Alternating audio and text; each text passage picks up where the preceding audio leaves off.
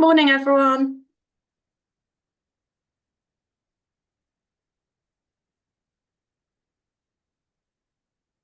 Hey. So we're just going to run this as a meeting today, because it's a little bit quieter. I guess a lot of people are on holiday and things. So you're obviously no obligation to have cameras on or anything, but you can just maybe pop your hand up if you've got a question, because we'll run it quite informally. But I'll hand over to Emma and Matthew because they're in charge today. What an intro, thanks. Yeah, so this is just going to be a very short, quick one, just a bit of a refresher session on the Big River Watch because we're now a month away from our next one.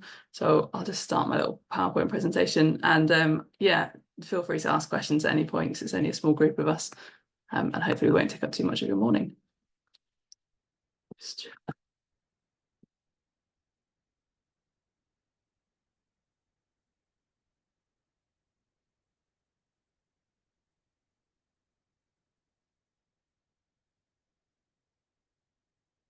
Lovely. So a little bit of a reminder just on what the Big River Watch is. I can't remember off the top of my head how many of you in your trust got involved in it before. So if this is your first time sort of dabbling into the Big River Watch, welcome along. If you've done it before, thanks very much. And we're looking forward to making it bigger and better. So the Big River Watch is our sort of citizen science campaign. It's led by the Rivers Trust, and essentially what it is an invitation for local people, local communities to be able to do something about or feel empowered to do something about the state of their local rivers, particularly in the last kind of couple of years. Public awareness of river health and indeed the dire state of it is only getting higher and higher. And the question is often, well, what can I do? And not everyone is able to or feels ready to or has the time commitment to be able to do sort of riverfly monitoring or sort of programs that require some kind of training or knowledge. So this is a really sort of easy, open door, easy access version of citizen science that they can get involved in, because all you need is your phone and the ability to go and see a river for 15 minutes or so. So sorry to interrupt, Emma. We've got your presenter view. Oh, cool. I don't know if you've got notes. Lucky you. But if you do, then we'll be able to see them. How do I know? I don't think I do. How do I sort that out? Are you on a second screen? I always get a bit confused.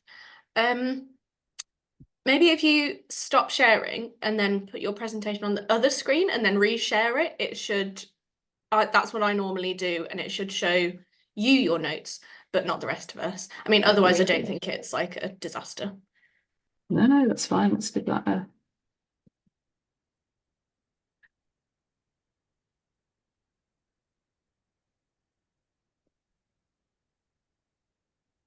How's that one? Yeah, perfect. Lovely. Thanks for not letting me go too far. So yeah, Big River Watch is an app that you download to your phone. It's free. It's available. Once you get into the app, it's available in English and Welsh. And there's just 20 kind of survey questions in there. And they're all visual-led surveys. So it's just things like what kind of wildlife you see, what pollution you see, what colour the water is, whether it's raining, how fast the water's flowing, that sort of thing. None of it requires like specialist equipment or anything like that. So it gathers all of this data on what people see, but we also have thrown a few questions in there which are really interesting, leaning more into the social science and the nature connection side of Big River Watch and people's kind of feelings about rivers. So we ask them whether they feel the river looks natural, whether they feel it looks healthy, and we get them to sort of spend a few mindful moments just noticing good things in nature as well. So it's not just about what pollution can you see, what wildlife can you see, it's also about sort of encouraging them to have a meaningful experience by the river and to emotionally connect with that space.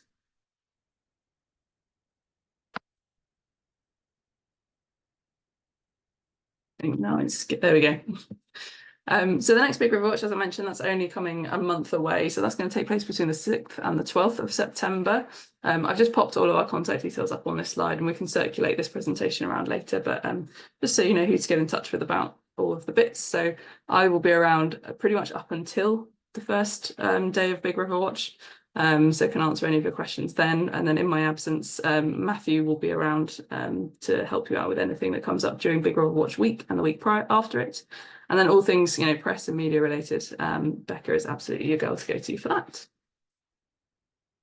So to take part, obviously you'll need to download the free mobile app. You can scan this QR code here, and I've made the QR code itself available in the comms pack, which will come later.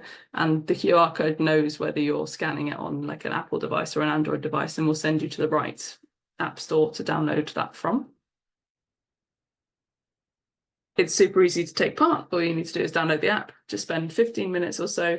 To be honest, you can spend less, but we like to encourage people to spend 15 minutes or so just to make sure they're really sort of soaking in the experience and noticing the good things in nature. Just watching your local river and then answering the survey questions. It's very easy to be guided through that whole process in the app. And then the final kind of crucial part is to remember to upload your survey when you've done it, but it really is quite simple to do that. So if you've taken part before, not much has changed in sense of the app hasn't changed, the survey hasn't changed. So all of that will still feel very familiar. But we've got sort of two new things to notice. One of them is that we have launched a data dashboard. So at the end of the May bank holiday Big River Watch that we did earlier this year, we launched this data dashboard. It's interactive, it's got a map, and you can click around and you can see what data has been registered at all these different locations, obviously minus things like the personal data, but you can see how people felt about the river, what wildlife they saw, what pollution they saw, and all of those things. And at the top of the data dashboard, it's got different tabs, so you can select which Big River Watch week you want to see the data from, so you can compare. And the plan for this time is to have the September one live before we actually start recording September's data, so that then we'll be able to have near real-time inputs popping up during the week. So then maybe you can have a look at your local area and see if one particular place is doing really well for data input and maybe another place isn't. That might be something to be reactive in your comms around, and say, like, you know, we'd really love some data on this river or from this city.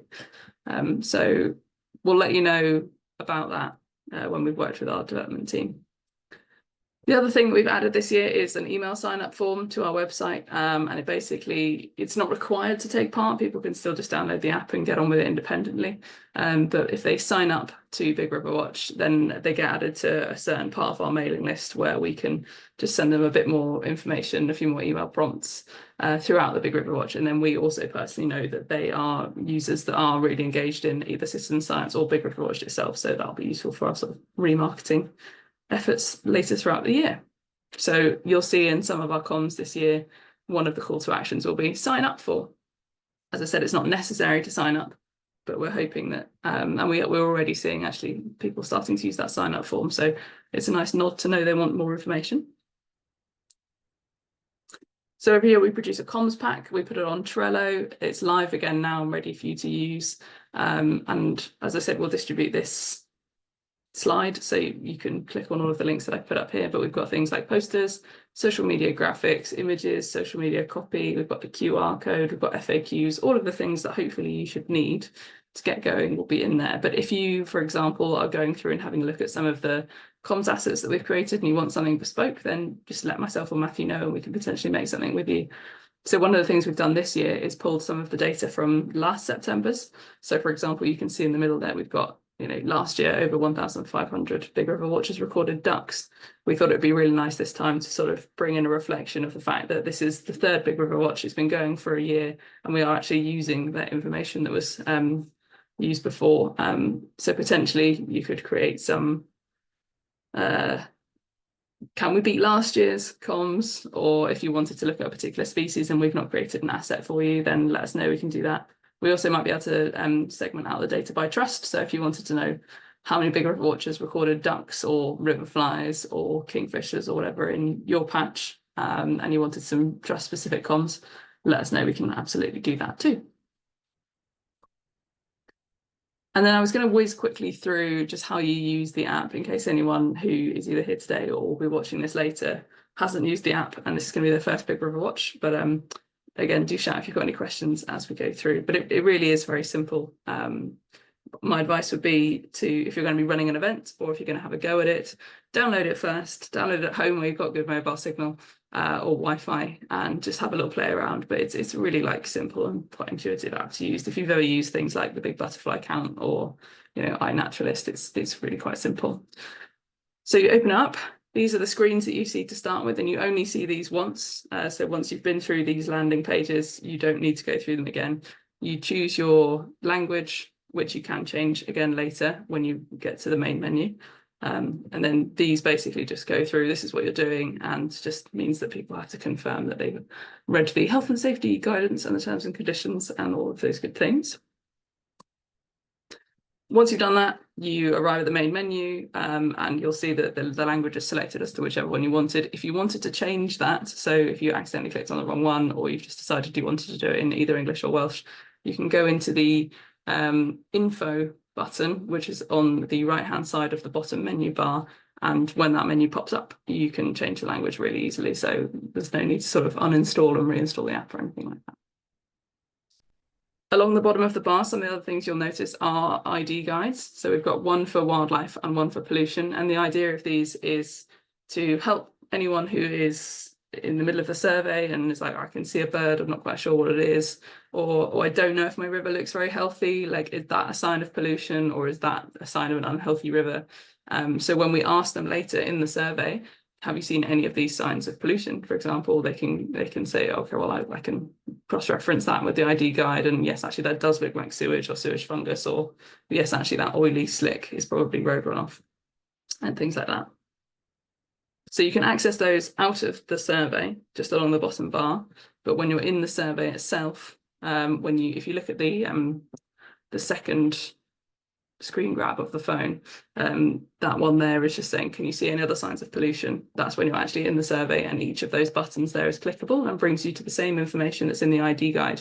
So you don't even have to exit the survey. You can just think, oh, is that sewage fungus? Is that, evidence of like road runoff? I'll click into it, I'll get a bit more information, and then I can return to the survey without actually having to leave it.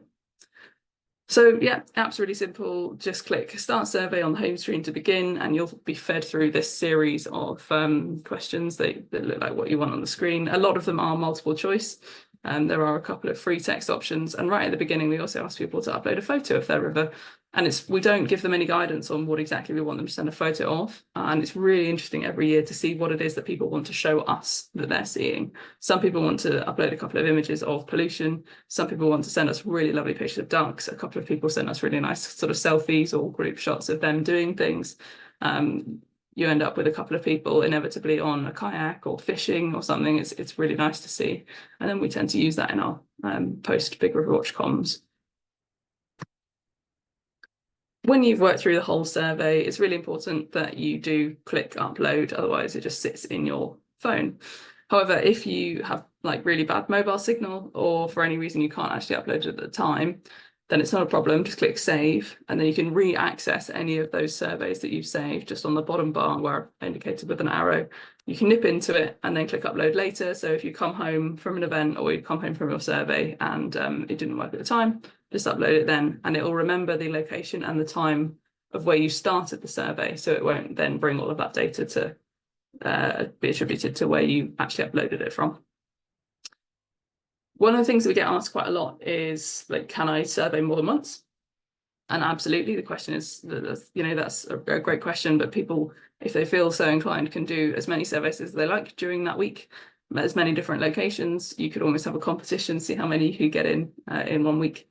But interestingly, the Big River Watch, the app itself, is open year round. So although we run these very targeted weeks where we then have the data from those weeks displayed in that dashboard, if you wanted to use Big River Watch as part of your sort of long-term monitoring programs or anything like that, or if any of your volunteers wanted to make sure they were contributing to it a bit more frequently, the app is open year round, so it's constantly collecting data. It can be used at any time. Although that data won't appear on our dashboard, it is very much still available to explore and download, and I've popped a link in for that there. So if you did want to access anything that was happening in your patch, it's very easy to grab. So that was my very quick sort of rundown, refresher on Big River Watch. As I said, the next one is going to be between the 6th and the 12th of September. I'll stop sharing my screen and let us know if you have any questions.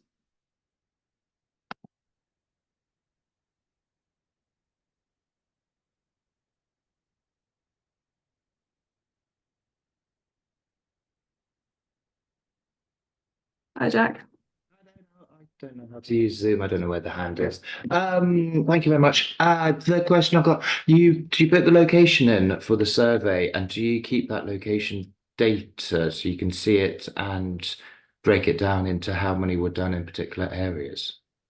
Yeah, so it automatically, as soon as you click like start survey, one of the first questions that pops up is like a map, and it just says, is this where you are, basically, and you can make sure that it's in the right place. And then the phone stores, or the app stores, the date and the time and the location that you've started that survey at.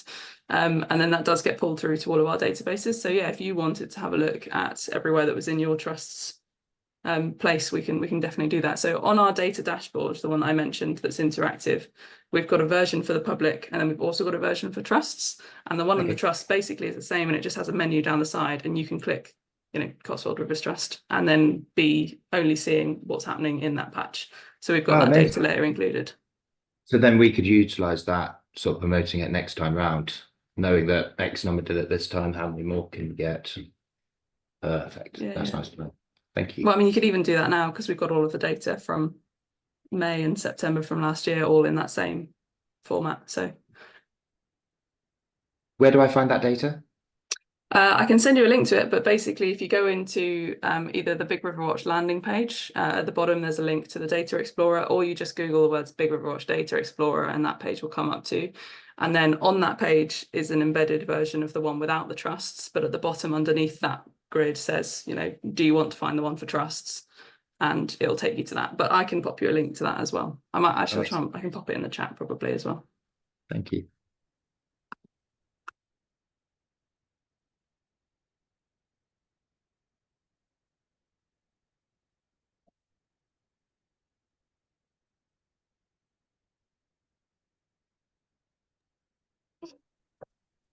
I think if we don't have any more audience questions, we can probably wrap up and maybe all grab an early lunch. Or just so Emma's popped the link in the chat there. We have also recorded this, so we'll make that available on SharePoint and things as well. If people want to follow up, various channels that you can reach us on. So I'll just give maybe a few more seconds in case there are any last minute questions. One thing to note is we've literally just put out our 1 month to go comms. So if any of you are near a phone, and I know you're all on a laptop at least, any help sort of liking or sharing on any of our social channels would be brilliant. All right then, let's wrap it up there. Hope everyone has a great rest of their Tuesday, and yeah, looking forward to Big River Watch in a month's time. Thanks everyone. Thank you.